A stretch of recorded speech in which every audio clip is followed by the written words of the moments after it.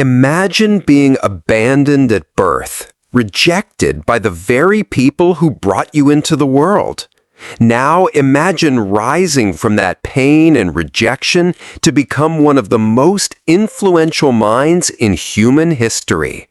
This is the story of Steve Jobs, a man who didn't just build a company, he built a revolution. But behind the iPhones, iMacs, and all the glory was a storm of failure, betrayal, obsession, and loss. Let's go beyond the Apple logo and uncover the story of the boy who refused to give up, even when the world turned its back on him. Steve Paul Jobs was born on February 24, 1955, in San Francisco. His biological parents, Joanne Schiebel and Abdul Fattah Jandali, were young college students. Pressured by society and their families, they gave Steve up for adoption. But fate had a strange twist. A blue-collar couple, Paul and Clara Jobs, adopted Steve and raised him in Mountain View, California. Paul was a machinist, and Clara was an accountant. Steve always knew he was adopted, and though he loved his adoptive parents deeply, that early rejection left a scar he carried for life. As he grew, so did his curiosity, especially about machines. His father taught him how to take apart and rebuild electronics in the family garage. It wasn't formal education, but it was deeply impactful. Steve saw beauty in design, in precision, in how things worked beneath the surface. School bored Steve. He was too quick, too curious, and too unconventional for traditional learning. He pranked teachers, challenged rules, and often got into trouble. But despite this, he was undeniably brilliant. In high school, he met Steve Wozniak, a shy genius obsessed with electronics. The two instantly connected. Woz was the engineer. Jobs was the dreamer. Together, they made a team that could turn imagination into reality. They even created their first product together, the Blue Box, a device that allowed users to make free long-distance calls illegally. It wasn't exactly ethical, but it showed them the power of invention and the market. In 1976, Steve Jobs, Steve Wozniak, and Ronald Wayne founded Apple Computer in Jobs' parents' garage. Their first product, the Apple I, was a simple computer kit. It sold modestly, but it was the start. The real breakthrough came with the Apple II. With its color graphics and sleek design, it became a commercial hit. Apple's IPO in 1980 made Jobs a multimillionaire at just 25. Jobs became a public figure, a young tech prodigy, charismatic and visionary. But success fed his perfectionism. He demanded the impossible from his employees. He wasn't just building computers, he was shaping culture. Then came Lisa, a computer named after his daughter. Jobs initially denied paternity. The situation was messy, and Lisa grew up largely without him. But despite personal contradictions, his professional ambition soared. He dreamed of a user-friendly computer for the masses, and that dream became the Macintosh. In 1984, Apple launched the Macintosh with a legendary commercial during the Super Bowl. It was bold, rebellious, and very Steve. But behind the scenes, things were crumbling. The Mac was innovative but expensive and underpowered. Sales didn't meet expectations. Jobs clashed with CEO John Sculley, whom he had personally recruited. Their visions diverged, and the board took sides. In 1985, Steve Jobs was ousted from Apple, the company he had built from nothing. He was devastated, angry, humiliated, But he wasn't done yet. After Apple, Jobs founded Next, a sleek, expensive workstation company aimed at education and businesses.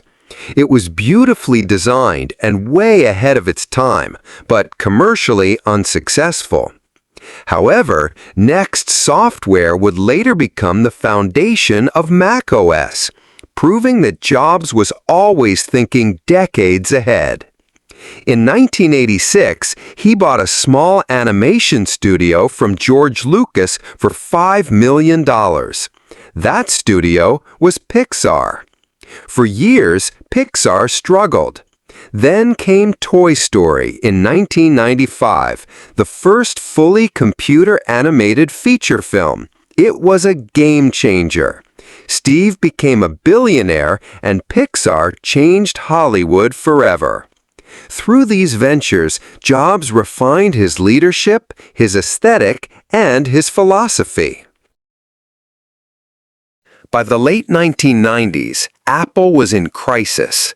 It was bleeding money and losing relevance. In 1997, in a desperate move, Apple acquired Next, and with it, brought back Steve Jobs. He returned not as a savior, but as a warrior. He slashed unnecessary products, simplified Apple's vision, and re-energized the team. Then came the iMac, colorful, friendly, and unlike anything else on the market. But that was just the beginning. In 2001, Jobs introduced the iPod, a tiny device that could hold 1,000 songs in your pocket. It transformed music. In 2007, he introduced the iPhone. It was more than a phone. It was a computer, camera, and communication tool all in one.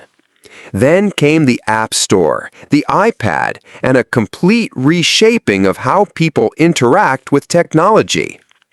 Jobs wasn't just selling gadgets, he was selling experiences. He understood that design mattered, that simplicity was powerful, that emotion was everything.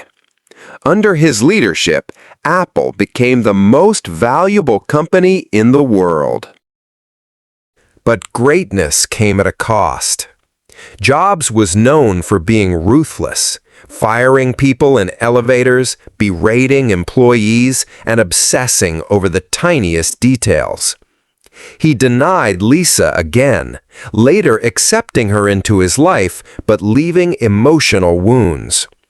Even at Pixar and Apple, people both feared and admired him.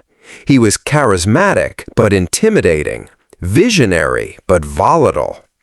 His need for control sometimes pushed people away, but it also created magic.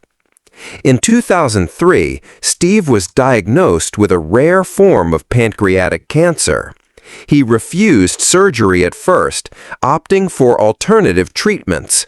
That decision may have shortened his life. Still, he worked. He launched the iPhone while battling cancer. He gave one of the most powerful commencement speeches ever at Stanford in 2005, talking openly about death. "Your time is limited," he said, "so don't waste it living someone else's life." In 2011, he stepped down as CEO of Apple. On October 5, 2011, he passed away peacefully at home. He was just 56. Steve Jobs didn't live forever, but his ideas did. He taught us that computers could be beautiful, that simplicity is genius, that creativity, when fused with courage, can change the world. He was a rebel, a tyrant, a visionary, a flawed human being who dared to dream differently. This isn't just the story of a tech mogul. It's the story of a man who fell and rose again, over and over. This was Steve Jobs. Stay hungry, stay foolish. And maybe that's what the world needs more of. People crazy enough to think they can change the world and then actually do it. Just like Steve Jobs. If you enjoyed this deep dive into history, don't forget to hit the like button. It really helps the channel grow. Got thoughts or questions? Drop them in the comments below. I'd love to hear from you. And if you want more fascinating stories like this, make sure to subscribe and turn on the notification bell so you never miss an upload from the World History.